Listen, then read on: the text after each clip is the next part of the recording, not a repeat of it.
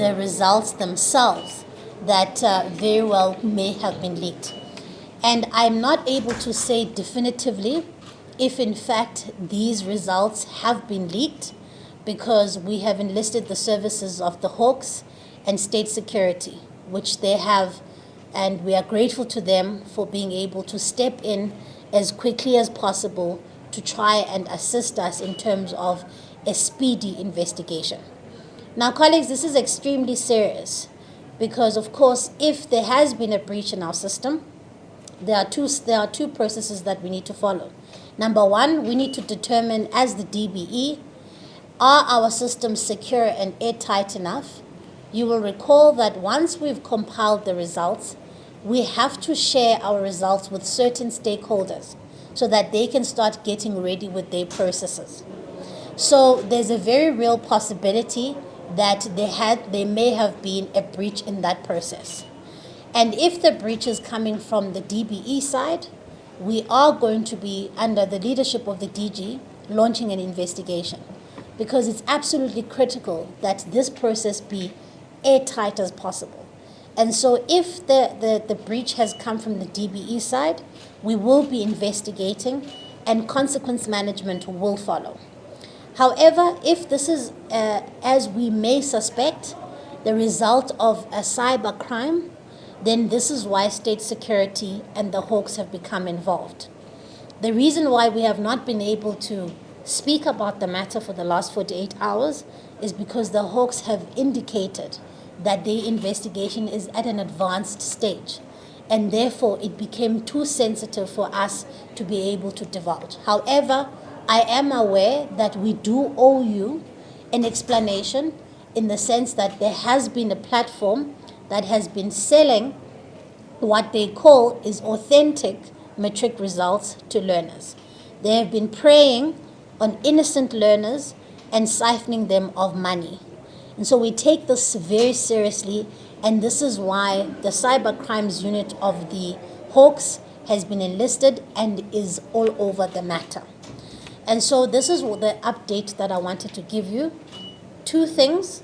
The one is we are investigating at DBE whether or not our processes have been subject to a breach. And if so, if the process comes from our side, then we will deal with it.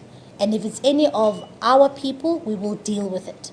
If the breach has come from the act of sharing the results with certain stakeholders, which we need to do for seamless distribution of the results, then we will deal with that, because then it means we've got to tighten our processes there. If we have been victim of a cyber crime, then we are dealing with it through State Security and the Hawks. Whatever breach may have been, it would have been at the tail end of the verified results. And that becomes extremely important when we are dealing with this.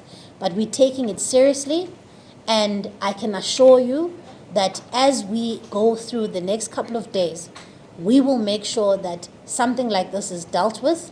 We are wanting an arrest to be made, and we are confident that the law enforcement agencies are moving at pace to make sure that an arrest is made. Because it's also important, colleagues, that we set an example. We set an example to people who are constantly looking to prey upon innocent people, making them pay, using cyber crimes to essentially sell bogus information on the internet. And so as a government, we ourselves need to make sure that we act harshly, we act quickly, and we make sure that people are arrested. We've got the law on our side. But at the same time, we also need to look at our systems to make sure what has happened, to what extent it has happened, and how do we prevent it from the future. It will not affect the integrity of the results. And here's the reason why. We know that should there have been a breach, it is at the tail end of sharing the final results. So this has nothing to do with the back-end capturing of the results. The back-end capturing and calculating of the results is done in a very separate process that very few and limited people have access to. But of course, as I said, because we want seamless processes in terms of sharing the data, at some point, once the data has been finalized, we then have to share it, for instance, with institutions of higher learning, for instance, with other stakeholders. So, Media included. including some media houses. And so the point I'm making is that we now need to figure out whether or not the breach happened there, or whether the breach happened on our side as DBE, and if it has, harsh consequences will happen. Because of course, if it happened on our side, then it means that somebody maliciously and intended to sell information to a bogus company, or if we've been the victim of a cybercrime. And so I can assure South Africans that it will not affect their integrity at all. This is literally the finalized results that we are talking about. The signed off, verified, Umalusi certified results that may have been the subject of the brief.